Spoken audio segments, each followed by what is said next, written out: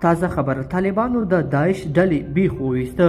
تازه طالبانو د داعش پر ضد چیرته عملیات ترسره کړي دي، څومره مرګ ژوبله یې وراړولې، د جزئیات په ویډیو کې وګورئ او چینل سبسکرایب کړئ. لیدونکو السلام علیکم. په کندهار کې د طالبانو امنیتي چارواکي وایي په دې ولایت کې د داعش یا اسلامي دولت د خراسان څانګې د پټنځایونو پر ضد سخت عملیات کړي دي.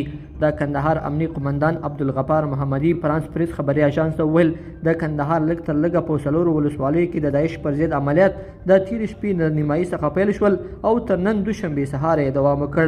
هغه زیاته کړه تر اوسه پورې د داعش 4 جګړهمار وژل شوي او 10 نور نیول شوي دي. یو یې ځان په یو کور کې والوځاوه. داعش په وروستیو کې د افغانستان په بیلابیلو ولایتونو کې په ځانګړي ډول بمي بریدونه زیات کړي دي.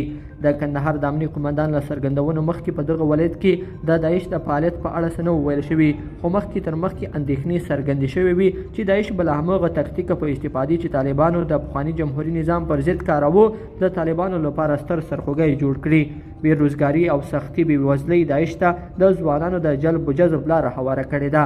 په عین وخت کې ځینې کسان ادعا کوي چې طالبان پخپله پخواني دښمنان چې دوی ورته په اعلان کړي وو عموما د داعش په نوم وژني.